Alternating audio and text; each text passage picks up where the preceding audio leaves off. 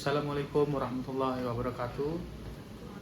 Perkenalkan, nama saya Geo Saputra Julianto dari kelas 15B 055B dengan NIM 1422024. Hari ini saya akan mempresentasikan tugas akhir dari mata pelajaran etik, yakni dengan membahas terkait jurnal yang kami buat dan sudah kami sajikan dalam PowerPoint dengan judul adalah Cyber Espionage di Era Digital, Ancaman Terhadap Keamanan Nasional dan Privasi.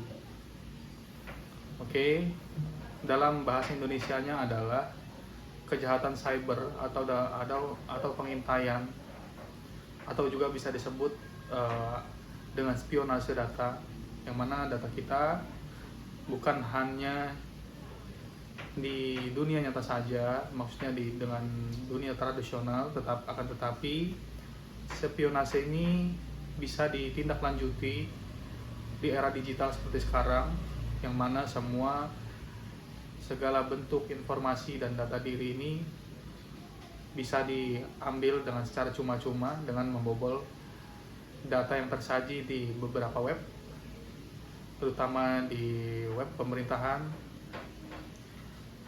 kemudian di web e-commerce, yang mana data para pengguna, data para penduduk tersaji semua di sana, lengkap dengan nama, nomor telepon, alamat, kemudian dengan NIK. Nah, spionase dalam dunia digital ini sangatlah berbahaya, kemudian sangat menjadi ancaman yang sangat signifikan karena berdampak pada keamanan nasional dan juga individu. Kemudian ada beberapa metode untuk kejahatan spionase di dalam dunia digital, yakni pertama ada metode phishing.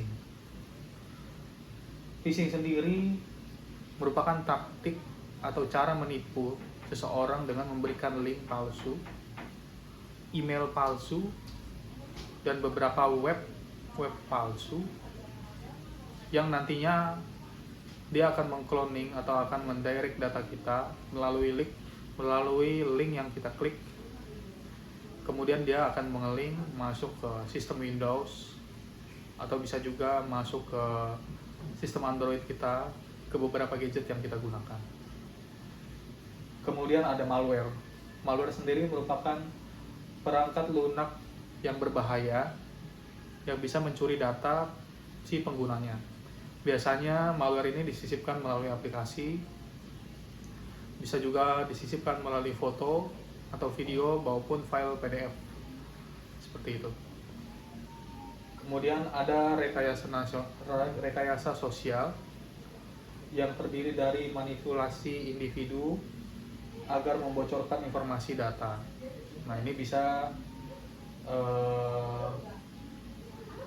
apple to apple dengan interaksi manusia secara langsung, ya, dengan membeli atau menjual belikan data informasi yang kita punya. Kemudian ada beberapa kasus cyber espionage atau kejahatan dalam dunia cyber yang di sini adalah spionase. Yang pertama adalah pembobolan OPM DIS. Terjadi pada 2015, mencuri data pribadi sebanyak 22 juta orang, dikaitkan dengan aktor yang disponsori oleh negara. Tidak berbeda jauh dengan negara kita sendiri di Indonesia. Belum lama ini kita mengenal beberapa kasus, termasuk adalah kasus Bjorka, di mana hampir puluhan juta database rakyat Indonesia berikut dengan KTP, nama lengkap dan alamat beserta NIK itu hampir dicuri. Bukan hampir dicuri, bahkan sudah dibobol. dan Bjorka ini bisa saja menyajikannya atau bahkan menjual belikan data tersebut. Yang kedua adalah pelanggaran Equifax pada tahun 2017 gitu. Yaitu mengekspos data pribadi 147 juta orang Amerika. Ya, ini sangat berbahaya sekali ya, untuk data pribadi kita sendiri diekspos di dunia luar tanpa sepengetahuan kita. Kemudian ada serangan WannaCry tahun 2017, yakni mengganggu operasi di berbagai sektor, termasuk sektor kesehatan. Kemudian untuk slide selanjutnya adalah dampak terhadap keamanan nasional. Nah, ini yang harus kita perhatikan sebagai warga negara. Yang pertama adalah infrastruktur yang kritis. Gangguan pada layanan penting seperti energi dan komunikasi. Kemudian yang kedua, stabilitas ekonomi. Kerugian finansial akibat pencurian kekayaan intelektual dan data sensitif. Kemudian yang ketiga adalah hubungan internasional. Mempersulit hubungan diplomatik antar negara. Nah, ini adalah salah satu beberapa faktor yang harus diperhatikan, terutama adalah hubungan internasional. Sebagaimana kita mengetahui bahwa negara kita menjunjung diplomasi yang bebas aktif, kemudian bekerja sama dengan berbagai pihak, multilateral, bilateral, dan berbagai macam bentuk jenis kerjasama. Apabila data dalam negeri kita saja bisa kebocoran, artinya tidak ada keamanan yang menjamin, maka hubungan internasional kita sangat amat diragukan oleh negara-negara lain yang ingin bekerja sama.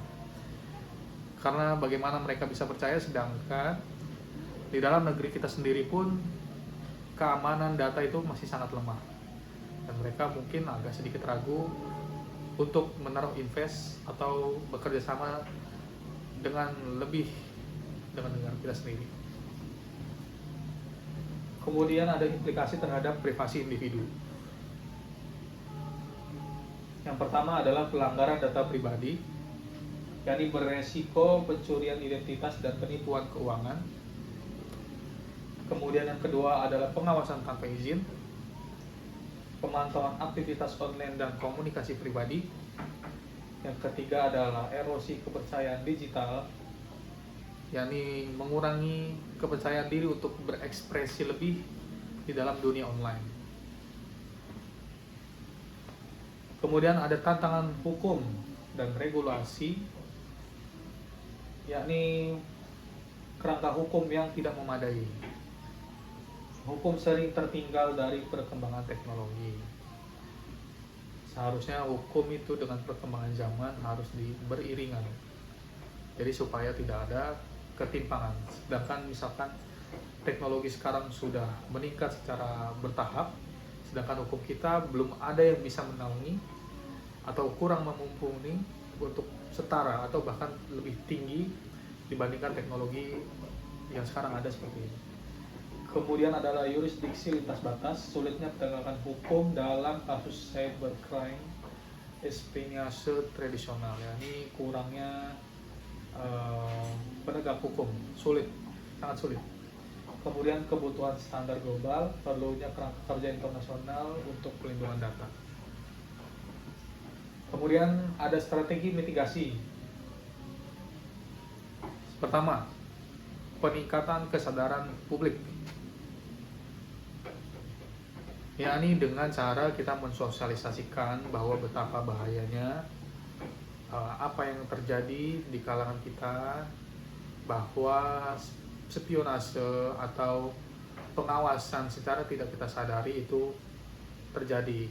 Makanya kita harus mengedukasi masyarakat kita untuk tetap menjaga account, untuk tidak sembarangan menonton web yang tidak jelas, nonton film-film yang tidak jelas, misalkan nonton di LK21 atau di web bajakan, untuk kemudian untuk tidak bermain judi online, kemudian untuk tidak mengklik link yang tidak jelas karena itu akan menyebabkan phishing.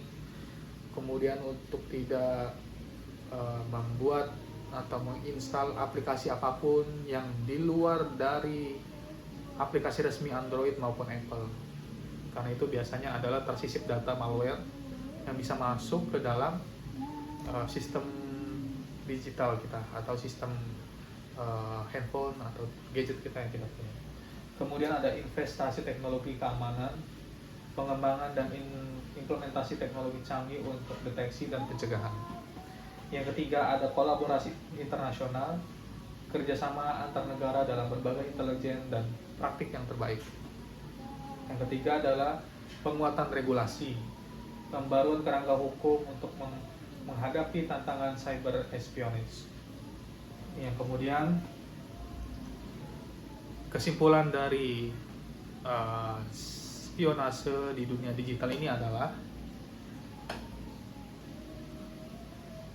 spionase sendiri merupakan ancaman serius yang sangat membutuhkan pendekatan yang sangat komprehensif, artinya sangat tersusun, jadi tidak sembarangan. Kemudian diperlukan upaya bersama dari pemerintah, organisasi, dan individu untuk melindungi keamanan nasional dan privasi di era digital.